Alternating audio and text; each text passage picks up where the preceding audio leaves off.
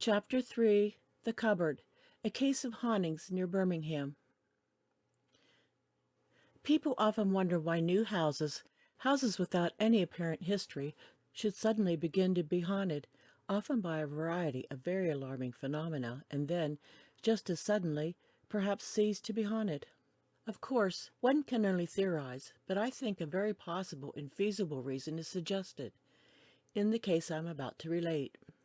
5 years ago, Sir George Cookham was living at the Mayfields, a large country house of some 10 or 12 miles southeast of Birmingham. He was greatly interested in criminology, inclining to the belief that crime is most entirely due to physical malformation, and used to invite all of the great experts on the subject to stay with him. It was one weekend, towards the middle of September, that Dr. Sickleturf came. He and Sir George had some very heated arguments. Sir George was one of the most eccentric men I have ever met, and one of his many idiosyncrasies was to carry on his discussions walking. On the morning of Sickleturf's departure, he and Sir George were arguing, Sir George at the same time perambulating the corridor of the ground floor of the house, about for the 100th time, when Dr. Sickleturf suddenly remarked, "I wonder if this house is haunted." "Haunted?" Sir George laughed. "Why, of course not. It's new. My father built it only 60 years ago. A house to be haunted must be old, must have some history. And the only tragedy that occurred here was when a servant I once had, losing control of his temper, killed one of my most valuable dogs. That was a tragedy, both for the servant and the dog.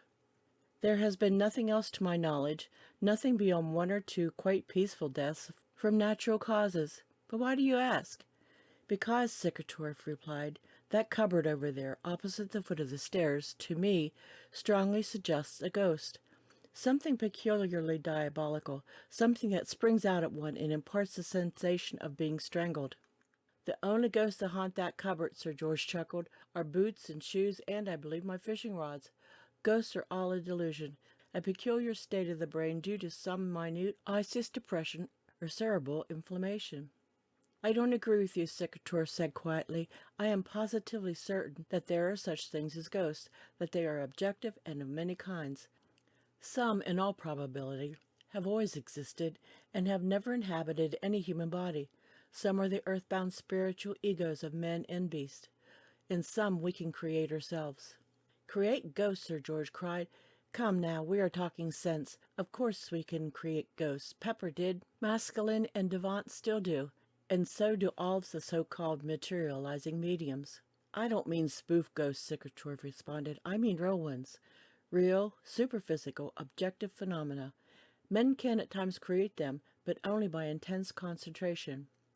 "You mean materialized thought forms?" "If you like to term them such," Sickleturf replied. "I believe they are responsible for a certain percentage of hauntings, but not all." "Well, I've never seen any of your ghostly thought forms, nor, in my opinion, am I ever likely to," Sir George growled. "Show me one and I'll believe, but you can't." "I don't know so much," Sickleturf muttered, and with his eyes still in the cupboard, he followed Sir George into his study. A week later, Lucy, a maid at the Mayfields, was walking past the cupboard on her way to the dining room when something, as she subsequently described it to the cook, came over her, and she ran for her life. "I didn't hear anything nor see anything," she explained. "I only felt there was something nasty hiding there, ready to spring out."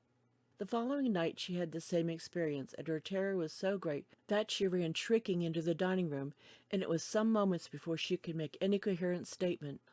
Lady Cookham was very angry with her, and said it was all nonsense. There was nothing whatever wrong with the cupboard, and, if it occurred again, she must go. It did occur again, the very next night, and Lucy, without waiting for her dismissal, gave notice. She said this time she heard a laugh, a low chuckle, very sinister, and suggestive of the utmost glee. The door of the cupboard creaked, and, she believed, opened a little. But on this point she could not be absolutely certain. She only knew her horror was infinitely greater than it had been on the former occasions, and that when she ran, she was convinced something very dreadful ran after her. The following evening, just about the same time, the butler went to the cupboard for a pair of shoes. He had just picked them up and was about to go off with them, when some one breathed in his face. He sprang back in astonishment, striking his head somewhat badly against the edge of a shelf, whereupon there was a laugh. A short, sharp laugh, expressive of the keenest satisfaction. This was too much for the butler. Dropping the shoes, he dashed out of the cupboard and never ceased running till he was in the servants' quarters. He told the housekeeper, and the housekeeper mentioned the matter to the head parlour-maid, so that in a very short time the whole houseful got to know of it, and the cupboard was given as wide a berth as possible. The next victim was the governess. Sir George had 2 children, both girls, and at present they were too young to go to school. The governess was a Cambridge graduate, who boasted of being utterly materialistic and of having a supreme contempt for weak nerves and, to quote her own words, poor simpletons who believe in ghosts. She was passing the cupboard one evening, 3 nights after the butler's experience, when an irresistible impulse came over her to explore it. She opened a door and stepped inside. Then someone closed the door with a bang and laughed. "Who are you?" the governess demanded. "Let me out at once. How dare you?" There was no reply, but when she stretched out her hand to feel for the door, she encountered something very cold and spongy, and the horror of it was so unexpected that she fainted. In falling, she struck the door violently. It flew open, and she was found some seconds later in a state of semi-insensibility, lying half in the cupboard and half across the corridor. When Lady Cookham heard of what had happened, she was furious. "The cupboard can't be haunted," she declared. "It's ridiculous. Someone is playing us a trick. I'll call in the police." The local inspector, being summoned, examined the cupboard and cross-questioned the servants, but he discovered nothing. Lady Cookham now determined to unravel the mystery, if mystery there were, herself. She gave all the servants save one, the new maid Hemmings, whom she had engaged in the place of Lucy, a fortnight's holiday, and got in a supply cook from Coventry. The governess was allowed to remain, but she was strictly forbidden to go anywhere near the cupboard after midday. When evening arrived, Lady Cookham, arming herself with a revolver and a horsewhip, commenced to watch. Her first vigil passed uneventfully, but the next night, just as she had arrived at the cupboard and was taking up her stand facing it, the door slowly began to open. Lady Cookham was about as good a specimen of the thoroughly practical, strong-minded English sportswoman as one could meet anywhere. Up to the commencement of the present war, she rode regularly with the Pytchley hounds, had a cold douche bath every morning, and spent a month at least every summer yachting in the English Channel. She had never known fear, never at least until now. "Who's there?" she demanded. "You had better speak up sharp, or I'll fire." There was no reply, however, and the door continued opening. Had she seen anything, she doesn't think she would have been so frightened, but there was nothing, absolutely nothing visible. Her impressions were, however, that something was coming out, and that something was nothing human. It moved stealthily toward her, and she could divine a soft clinging thread, just as if it had tentacles that kept adhering to the boards.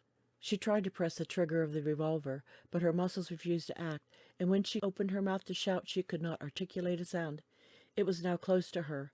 One of its large, clammy feet touched her, and she could feel its clammy, pungent breath fanning the top of her head. Then something icy cold and indescribably repulsive sought her throat and began to throttle her. She tried to beat it off and make some kind of noise to attract help, but it was all to no purpose. She was powerless. The grip tightened, all the blood in her veins congealed. Her lungs expanded to the verge of bursting, and then, when the pain and horror reached its climax, and the identity of the hellish creature seemed about to reveal itself, there was a loud crack, and with it the acme of her suffering, the final conscious stage of excruciating asphyxiation passed, and she relapsed into apparent death. She supposes that, for the first time in her life, she must have fainted. The crack was the report of her revolver. In her acute agony, her fingers closed convulsively over the trigger, and the weapon had exploded. The noise proved her salvation. No psychic phenomena can stand violent vibration, and Sir George Cookham, arriving on the scene at the sound of the report, found his wife lying on the ground unconscious, but alone. He heard her story and refused to be convinced. "It's a case of suggestion," he argued. Lucy was a highly strung, imaginative girl. She had, in all probability, been reading spook tales, and hearing the noise in the cupboard had at once attributed the sound to ghosts. That was quite enough for Wilkins. Servants are ready to believe anything, especially if it's propagated by one of their own class. Miss Dennis is a hypochondriac. All governesses must be. The nature of the work necessitates it. She heard a well-garnished account of what was supposed to have happened from Wilkins, probably from Lucy too, and the neurotic state of her nerves did the rest. "Of course, when it comes to you, my dear," he said, "it is more difficult to understand, but as there is no such thing as ghosts, as they are a scientific impossibility, it must have been suggestion." I'm certain it was not, Lady Cookham retorted, and I'm going to leave the house and take the children with me. It's not right for them to stay. Sir George protested, but Lady Cookham had her own way, and in less than a fortnight there were notices in the Field and other papers to say that the Mayfields was to be let furnished. We'll give it a year's trial, Lady Cookham said, and if the people who take it are not disturbed by anything unusual happening, we will conclude the hauntings are at an end and return. A few days after this conversation, Sir George met Dr. Sickertorf on the platform of Coventry Station. Though the day was almost sultry, the doctor was muffled up in an overcoat and appeared very pale and thin. "So you are leaving the Mayfields?" Sickertorf remarked. "Has the ghost been too much for you?" "Ghost!" Sir George cried angrily. "What the deuce do you mean? We have let the house for a while, but not on account of any ghost. My wife wants to be nearer London." "Then the stories that have got afloat are all moonshine," Sickertorf replied with a smile. "And you are just as skeptical as ever." "I am," Sir George responded, "and if you hear any more reports about the Mayfields being haunted, kindly contradict them." Sickertorf smiled. "I will make a bet, Sir George," he said, "that you will be converted one day." "You may bet as much as you like, but you'll lose," Sir George answered furiously, and turning his back on Sickertorf, he walked away from him without another word. The following day Lady Cookham and the children left, and Sir George, finding himself the sole occupant of the house, the servants having left at midday, telephoned to Sidney and Morgan, a well-known private detective who specialized in cases of theft and blackmail, asking him to come. On his arrival at the Mayfields that same evening, Morgan listened to all Sir George had to say, and then made an exhaustive examination of the premises, paying particular attention to the cupboard in the hall. "Well," Sir George asked, "what is your opinion? Rats?" "Not human ones, at any rate," Morgan replied. "Anyhow, I can find no traces of them. I incline to your theory of nerves." "Imagination first, and then suggestion," Sir George grunted. Now that he was alone there with the detective, he began to have misgivings. The house seemed strangely large and silent, but ghosts? Bah! There were no such things. He said as much to Morgan, and they both laughed. Then they stared at one another in amazement, for, from afar off, there came an answering echo, a faint yet distinctly audible chuckle. They were standing at one end of the corridor on the ground floor when this happened, and to the both of them the sound seemed to emanate from the cupboard. "What was that?" Sir George asked. "The wind?" "It may have been," Morgan said dubiously, "but there's no getting away from the fact that that was a queer noise for the wind to make. I made sure. I looked everywhere." "I'll go upstairs and get my revolver," Sir George observed. "It may come in handy. Will you remain here?" They looked at one another furtively, and each thought he saw fear in the other's eyes. Both, however, had reputations to sustain.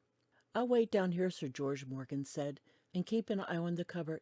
You'll call if you want me." "I will," Sir George replied. "I shan't be gone more than a minute. Be on your guard. It's just about this time the alleged disturbances begin." He hurried off, and Morgan watched his long legs cross the hall and hastily ascend the main staircase. The hall occupied a large space in the center of the house, and overlooking it was a gallery connecting the east and west wings.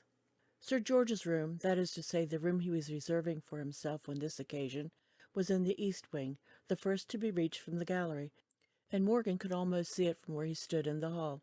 His gaze was still fixed on Sir George's retreating figure when a noise from behind him made him turn hurriedly around, and he distinctly saw the cupboard door open a few inches. Moving toward the cupboard, he then saw, as the door opened wider, a huge, indefinable something emerge from it. Morgan admits that the most sublime terror seized him, and that he shrank back convulsively against the wall, totally unable to do anything but stare. The shape came towards him with a slow, shambling gait, and Morgan was at length able to compare it with an enormous fungus. It had arms and legs truly, but they were disproportionately long and crooked, and hardly seemed to belong to the body. There was no apparent head. The whole thing was vague and misty, but suggestive of the greatest foulness and antagonism. Morgan's horror was so great as it passed him that he believed his heart practically stopped beating, and so tightly had he clenched his hands that the print of his fingernails remained on his palms for days afterwards. It left him in time, however, and he watched it shuffle its unwholesome way across the hall, and surreptitiously begin to ascend the staircase. He tried to shout to Sir George to put him on his guard, but his voice refused to act, and he could do nothing. Up and up it went, until at last it reached the gallery, and crept onward into the east wing. He then heard Sir George cry out, "Hello, Morgan, is that you? Anything—" Then there was a moment of the most intense silence, and then a shriek. Morgan says it was like a woman's shriek. It was so shrill, so uncontrolled, so full of the most abject terror. For a moment it completely paralyzed Morgan, but he seemed then to have partially recovered. Anyhow, he pulled himself sufficiently together to run up the stairs and arrive outside Sir George's door in time to hear sounds of the most violent struggle. Tables, chairs, washstand, crockery were all hurled to the ground as Sir George raced round and round the room in his desperate effort to escape. Once he caught hold of the handle of the door, and it turned furiously. "Let me out!" he shrieked. "For mercy's sake, let me out!" And then again Morgan heard him rush to the window and pound madly on the glass. Then there came another spell of silence, short and emphatic. Then a shriek that far eclipsed anything Morgan had hitherto heard, and then a voice, a man's voice, but certainly not Sir George's, which, speaking in sharp, jerky sentences, had conveyed with them a sense of strange far-offness, said, "You'll believe now, Sir George, you'll believe now. Damn you, you'll believe now." Then there were sounds as if someone was being shaken very violently to and fro, and Morgan, utterly unable to stand it any longer, turned tail and fled. When Morgan returned some half-hour later, accompanied by the lodge-keeper and one of the under-gardeners, they found Sir George lying in a heap on the floor, unconscious. He did not die, however, neither did he go mad, but his heart was badly affected, and he subsequently developed fits. Nothing would induce him to describe what had actually taken place, and this, added to the fact that he never again set foot within the Mayfields, caused his friends to draw their own conclusions. Morgan told me all about it, and I at once wrote to Dr. Secretorf. I was too late, however. Dr. Secretorf had been dead some weeks, and he had died of cerebral tuberculosis exactly 3 months after Morgan's visit to the Mayfields. I was informed that he attributed the fatal malady to supernatural concentration. End of chapter 3.